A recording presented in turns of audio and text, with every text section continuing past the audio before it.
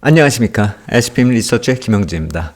이제 큰 이벤트가 지나갔기 때문에 한숨 돌릴 수 있는 그런 상황이다 이렇게 생각이 듭니다.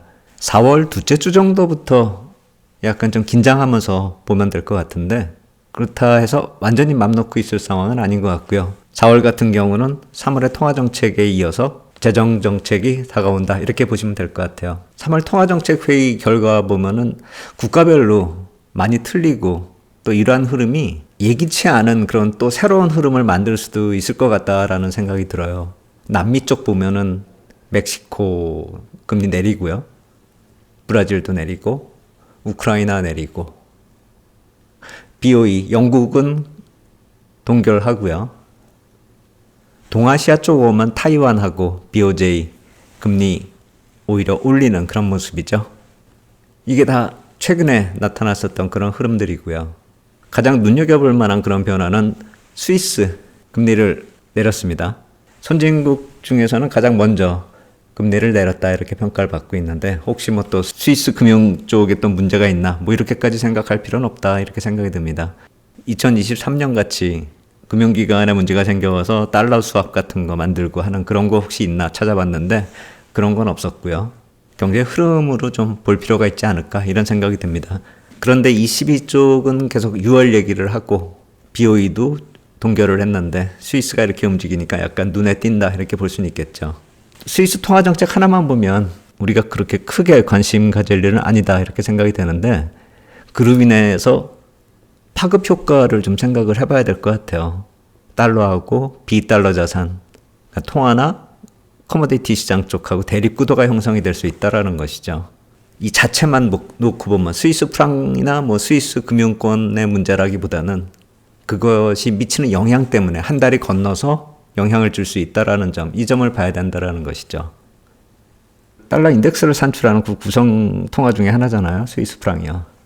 결국 달러 쪽에 영향을 미치고 그렇다면 스위스 프랑을 중심으로 해서 비달러 자산 쪽이 약해질 수가 있는 그런 모습이 나타나는 것이죠. 그리고 달러가 강해지는 것 어느 레벨 이상으로 넘어서게 되면은 피곤해지게 되잖아요.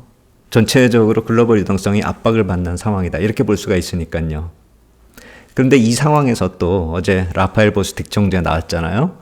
금리 한 번만 인하할 수도 있다. 이런 식으로 얘기를 하니까 이 달러하고 비달러 자산의 대립구도가 좀 더 지속될 가능성이 커지고 있다. 이렇게 봐야 되겠죠. 보통 이 패드 인사들이 나와가지고 얘기할 때 파월 의장하고 약간 결이 다른 얘기를 종종 할 때가 있죠. 그렇다 해서 다음에 누가 나왔을 때 이분하고 전혀 다른 식으로 또 얘기하는 그런 경우는 별로 없잖아요. 어느 정도 결을 유지하잖아요. 그렇다라고 본다면은 이제 블랙아웃 기간 끝난 다음에 파월 의장은 긍정적인 효과를 줬지만 다른 분들은 또 나오셔서 다른 톤의 말씀을 하는 그런 모습들이 여태까지 계속 흔히 봐왔었잖아요. 그런 모습이 또 이번에도 반복이 될 가능성이 크다 이렇게 생각이 돼요. 이제 시작이다 이렇게 생각이 됐고 시장이 많이 오른 것도 감안해서 약간 눌러주는 모습이 나타날 수 있는 그런 타이밍이라는 점 감안해야 될 것 같아요. 그리고 반대쪽에 N 같은 모습을 보면 이번에 올라오는 폭이 2022년보다 적고 2023년보다 작았기 때문에 오히려 정책을 조율하는 그 관점에서는 성공 가능성이 크지 않을까 이렇게 생각이 됐는데 꺾이는 모습이 너무 커요. 그래서 N이 만약 여기서 추가로 약세가 들어선다라고 하면 또 이게 피곤해질 수 있다라는 생각이 들어요. N 유동성 때문에 생기는 문제가 아니라 그러니까 N 자체 문제보다 이게 강달러의 또 하나의 요인이 될 수 있잖아요. 두 가지로 해석을 할 수 있을 것 같아요. 이러한 모습이 나타났기 때문에 BOJ가 추가 정책을 또 만들 수 있다. 그런 여유가 생긴다. 그 한 가지 하고요. 만약에 이게 무너졌을 경우에는 단기적으로 유동성 압박이 나타날 수 있다라는 모습. 그 두 가지의 해석이 가능할 것 같아요. 일정 레인지 안에서 속도가 빠르지 않으면 가장 좋은 그런 케이스가 될 텐데 조금 더 올라왔으면 좋았을 텐데 여기서 이렇게 장대 음봉 맞는 모습. 이렇게 되면은 일본 쪽을 또 지켜볼 수밖에 없는 그런 상황이 된다 이렇게 생각이 들어요. N 자체보다도 달러하고의 상관관계 때문에 그렇죠. BOJ 통화정책회의 찾아보면은 아직 시간은 많이 남았어요. 이번에 BOJ 쪽에서 내놓을 수 있는 카드를 많이 썼다라는 그런 평가를 받았기 때문에 결과 나오자마자 N이 약세로 돌아선 거잖아요. 추가적으로 N 약세라기보다는 달러 강세 쪽 요인이 발생이 되고 있다는 점이 중요하다 이렇게 생각이 들어요. 그렇기 때문에 이 와중에 페드 인사들 발언이 어느 정도 강도냐에 따라서 엔 흐름이 또 영향을 받을 거다 이런 생각이 들어요. 결국 메인 이벤트는 끝났는데 통화정책의 퍼즐 게임은 또 계속 지속되는 그런 모습이다 이렇게 봐야 될 테고요. 아까 말씀드린 그런 재정 관련된 이슈들 그거는 이 20이 지나면서 12일부터 본격화된다 이렇게 보시면 될 것 같아요. 재무부 쪽에서 그렇게 계획을 잡고 있다라는 점 참고하시면 될 것 같아요. 그리고 이런 식이 돼버리면요. 엔 모습이요. 일본 투자를 할 때 제가 전에 말씀드렸었던 논리는 개별 종목적으로 접근하는 게 아니라 인덱스 쪽으로 접근하는 게 가장 편하지 않느냐 이렇게 말씀을 드렸잖아요. 일본 주식시장 접근할 때요. 근데 일본 주식시장 뭐 이렇게 인덱스로 접근하는 방법은 파생상품 쪽이 일반적이잖아요. 아니면은 미국에 상장된 일본 ETF를 사거나 우리나라에 상장된 ETF, 일본 쪽 ETF를 사든가 하는 그런 방법이 있잖아요. 그런데 파생상품을 하시는 분들에게는 좀 매력적이라고 생각이 되는 게 도쿄 상장된 니케이 선물이잖아요. 근데 중요한 거 우리가 그 생각해 볼 필요가 있어요. 보통 우리가 자산시장에서 해당되는 종목에서 수익을 냈는데 환 쪽에서 깨져버리는 경우가 종종 생기잖아요. 니케이 선물 같은 경우는 N으로 환전을 해야 되잖아요. 그래서 예전에 뭐 N으로 환전을 해서 보유 중인 분들은 뭐 그렇게 큰 문제가 없을 것 같은데 만약에 엔화에 노출되기 위해서 니케이 선물을 도쿄에서 산다. 이거는 약간 좀 리스크가 있다라는 생각이 들어요. 더군다나 원화를 환전해가지고 들어가는 경우가 있고 보통 해외 선물할 때 달러 자산으로 가지고 있다가 이종 통화 형식으로 엔화로 넘어가게 되는 경우 있잖아요. 그렇게 되면은 N 쪽으로 레버리지 사용하는 거나 마찬가지 개념이 돼버리기 때문에 달러 숏, N 롱 이렇게 가는 거잖아요. 그렇게 되는 것이 환 리스크가 너무 큰 그런 시점이다 이런 생각이 들어요. 그래서 니케이 투자하시는 분들은 이런 점 한번 좀 생각을 해보셔야 될 것 같아요. 새로 들어가실 분이나 포지션을 좀 더 키울 분들은 그 리스크를 한번 생각하셔야 될 것 같아요. 너무 리스크를 키울 필요는 없다라는 생각이 든다 이 말씀을 드리는 겁니다. 좀 약간 무섭지 않아요? 이거 보면?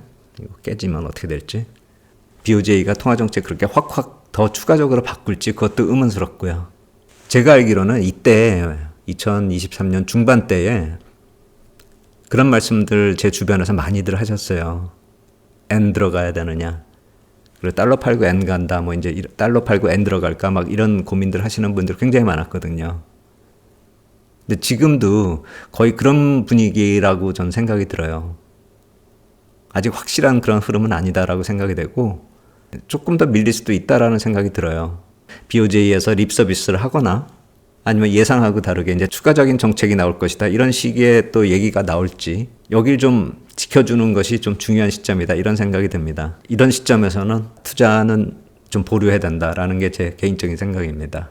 그리고 아까 말씀드린 일정 중에서 이번 주에 25, 6, 7의 국채 발행 일정 미국 쪽에 또 있거든요. 이것도 달러 강세 요인이 또 될 수 있을 것 같아요. 29일이 휴일이잖아요. 굿 프라이데이, 성금요일이라고 해서 그 부활절 전에 나오는 그 휴일이잖아요. 이따가. 날짜도 좀 짧아요. 거래일수가. 다음 주는 국채 입찰 보다가 끝나는 게 아닌가 그런 생각도 드는데 일정을 보면은 빌도 많고요. CMB까지 포함이 되고 2년물, 5년물, 7년물이 25, 6, 7에 이렇게 있거든요. 근데 제가 항상 모든 게 다 끝났을 것 같다라는 그런 분위기 속에서 5년물이 사고 치는 경우 종종 있다 이렇게 말씀을 드렸잖아요. 물량도 좀 크고 26일 그리고 CMB도 26일에 있다라는 점. 이 점 생각해 본다면 다음 주에는 달러 강세에 또 나타날 수 있다라는 생각이 들어요. 그리고 국채 시장도 좀 위축이 될 수 있고 그렇다면은 국채나 외환시장 쪽에서 약간 균열이 생길 수가 있다 이런 생각이 들어요. 그리고 국채 시장에서 균열이 생길 수 있다라는 건 제가 중국이 미국 시장에서 또 이탈했다라고 말씀을 드렸잖아요. 1월 달에. 이게 1월 말 집계로 나온 해외 국가별 미국채 보유량이고요. 그리고 이게 전월 대비, 그러니까 12월 대비 1월 보유량 변화거든요. 근데 중국 쪽이 많이 팔았잖아요. 그리고 더 중요한 거는 전체적으로도 줄었다라는 거죠. 전체량 자체가. 그래서 금리하고 전체 보유량하고 상관관계 따져봤을 때 수급 때문에 미치는 그 영향도 적지가 않아요. 작년 같은 경우에 전체 보유량이 줄었던 게 2월, 5월, 9월, 10월이었거든요. 그때 금리 어떻게 변동됐나 이거 생각해 보시면은 그때마다 안 좋았어요. 2월, 5월, 9월, 10월. 당연히 그럴 수밖에 없다라고 생각이 들어요. 가뜩이나 수급이 안 좋다라는 건 누구나 알고 있는 그런 얘기잖아요. 그런데 해외 쪽 매수세 안 들어와서 오히려 유출이 생겼다라고 한다면 안 좋을 수밖에 없는 거죠. 그리고 보통 그런 수급적인 요인도 턴 프리미엄의 상승 요인이 되잖아요. 그렇기 때문에 지난달에 나온 집계하고 더불어서 이번 달 일정이 그렇게 가벼워 보이지 않는다라는 생각이 들어요. 중국적으로 정치적으로 크게 부닥치고 있지는 않지만 최근에 나오는 모습이 그렇게 우호적인 모습이 아니기 때문에 국제시장 쪽에서 약간 좀 흔들릴 수도 있지 않을까라는 생각이 들어요. 이번 주 3월 마무리되는 그 상황에서 국제시장 흐름도 좀 흔들릴 가능성을 보고 시장 봐야 될 것 같아요. 전체적으로 놓고 보면 제가 이제 새롭게 또 이 프로세스 그림들을 바꿨어요. 이렇게 이번에 FOMC 회의가 4월 말 5월 초 이렇게 이틀 걸쳐 있잖아요. 최근에 페드 쪽에서 나오는 얘기 보면 이 컨슈머 크레딧하고요, 내추럴 레이트 얘기 또 계속 나오기 시작했어요. 그래서 제가 보통 이제 페드 쪽에서 나오는 얘기들을 정리하면서 분위기가 어떻게 흘러가는지, 그 사람들 손가락을 보는 게 아니라 그 사람들 손가락이 어딜 가리키고 있는지 그걸 보자라는 거잖아요. 그래서 여기다 요거 하나씩 정리할 건데 이거는 제가 4월 한 두째 주부터 본격적으로 시작할 예정입니다. 그리고 아까도 말씀드렸듯이 BOJ나 ECB 포함해가지고 페드하고 보조 맞추는 퍼즐 맞추기는 계속될 것이고, QT 얘기는 포커스가 될 것 같아요. 이 재정 쪽 얘기 나오면서 그거는 제가 12일 이후로 얘기 나오는 거 또 말씀을 드리도록 하겠습니다. 재정 만들면서 QT 얘기가 핵심이 될 것 같아요. 그래서 통화정책의 퍼즐 게임은 페드 인사들만 나와서 얘기할 게 아니라 이제는 BOJ 쪽 립서비스까지도 나올 수 있다라는 생각 들고요. 그래서 이 20이 지나면서 재정 관련된 이슈는 12일 이후 이때부터 본격적으로 시장의 중심으로 진입될 것이다 이렇게 생각이 되기 때문에 그때부터 다시 말씀드리도록 하겠습니다. 아까 말씀드린 통화 쪽도 관심이 많으신 거 알아요. 통화 쪽에도 관심이 많으시고 국채 투자는 뭐 말할 필요도 없이 가장 관심들이 많으신 것 같고, 금리 관련해가지고요.